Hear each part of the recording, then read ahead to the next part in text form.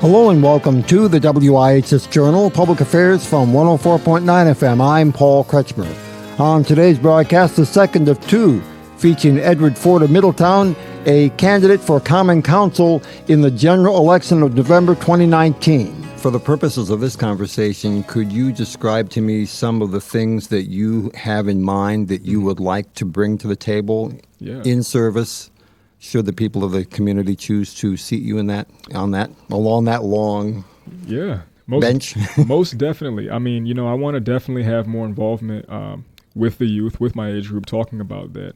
I'm actively in the high school now with a young group of young men called Men of Excellence, specifically a group of young men of color that we are teaching them just the things of life, how to apply for college, what options that they have after high school that are the military, trade school, college, and so on, and just helping them to learn different skills that they can bring with them in life. And so things like that, starting little community groups and so forth, go a long way, and that really make a difference in the lives of youth all over this town and city.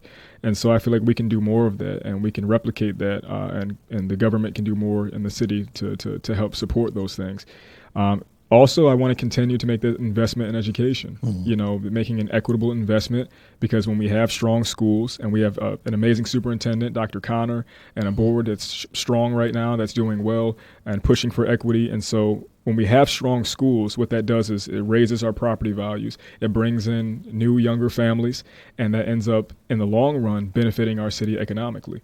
And that's something that we want. We want economic development. We want to build up the city in that regard. And speaking of economic development, along those lines, we need to. I'm just rambling on now. The truth of what we need to hear, though, because these are the main priorities I feel that we need to put forward in the city: and education and economic development, of growing the grand list, because we need to expand our tax base. If we expand our tax base, and we have that ability now to provide some relief from the residents. And so that really can help them to have more money in their pocket at the end of the day, and be able to spend that on their kids and and dinner at night and all the things that they need to take care of in their households. So those two things for me, it's just that growth in the economy, growth in education, which is in turn going to help benefit the economy.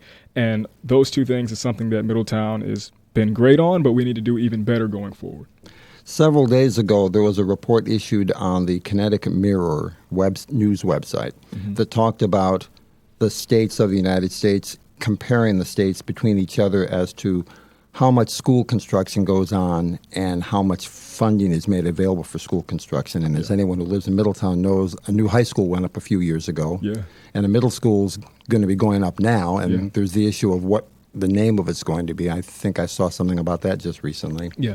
Do you feel satisfied from your perspective as a Board of Ed member that the city is allocating the appropriate resources, not only to education in general, as you and I discussed it just before we went on mic, but as far as the facilities are concerned, buildings, supplies, and things like that? Does the city, in your opinion, have a good relationship with the state, which has a cost-sharing formula for things like that? Correct. And so my knowledge of that, yes, I would say yes. In my opinion, we have a good relationship in terms of the city with the state, and getting. We had a referendum. The year that I got elected, we had a referendum to build this middle school. And so once we did that, we decided as a city that we're going to build this school. And then we ended up being able to secure that money from the state and have what we need, roughly over $87 million to start this project and build this new middle school for our kids, because the old one was built in the 1950s. The president at the time was Dwight D. Eisenhower. I remember being out there on a number of occasions. It's been showing its age for a while. It really has. I got evacuated from that building. The kids can continue to this day to get evacuated from that building. It's been time for a new middle school. But so getting that funding, securing that funding, we've done well to do that. The city's been supportive of it, and this is for our kids at the end of the day. So that's why we're all on board with it. To my knowledge, we've been very supportive. Yeah. One of the points that former city planner Bill Warner used to make is having people come into Middletown's okay, but it's the businesses that really pay the property taxes, which in turn pay for the services in a way that residential neighborhoods don't. residential neighborhoods often draw more in expenditure than they put into the pot. Do you have any particular goal as to how much more in terms of city population you'd like to see the city go to, or is that something that, in your opinion, falls where it may? Well, I definitely believe as we continue to grow the city's economy and we bring more attractions and places that would attract people to Middletown. How do you feel that your personal faith has influenced your view toward public service? Oh, man, I love that question. My personal faith, Jesus Christ, you already know, he's the rock of foundation of my faith. He's the chief cornerstone. Yes. Growing up in a Christian household, of course, you have to find the Lord for yourself, though. You still have to understand who he is for yourself and accept his salvation for yourself. It's a personal relationship. It's a personal relationship. He doesn't want it to be religion. He wants relationship with you. He wants to truly to reach you at a place where it's you and him. Understanding who Jesus is, understanding how when he came to this earth, it wasn't legalistic. It wasn't like the Pharisees. They served themselves. They did things for themselves. They did things to prop up their name and to make themselves great. And when he came, he was just here to serve. Exactly. He was here to do for people. He was here to, as literally as this is God in the flesh, but he's serving people. You know what I'm saying? Yep. He's not taking that role of look at me and I'm the greatest like the Pharisees were. And so that to me speaks of, this is Jesus. I want to serve people. I want to do the best I can to serve people. This is not about me and my name and my namesake or any of that, but it's about, number one, being that light, being and showing the love of Christ, being that vessel, that instrument that he can use to show his love and light through, and to continue to really give back in the way that he did, because the way that he did truly affected people's lives. Instead of them just having some sort of namesake legacy, it truly affected people's lives and changed their lives for the rest of their lives and generations to come. Still to this day, he came here 2,000 years ago, and to this day, people are still getting saved. I mean, that because of his love. Because of his love and his sacrifice. And so if I can love like that, if I can love like that, if I can shine light like that, if I can serve like that, that's my goal, is just to be like Jesus. So, are there any points that you wanted to see covered in our conversation that I haven't raised with you up before now? You covered a lot. You covered a lot. I think you did a good job. Thank you. Going back to my faith in Christ and everything, and he's always continued to show me the path. He's always continued to say, don't go this way, go that way, do this, because this is going to end up helping people. This is going to end up showing them my light and love through you.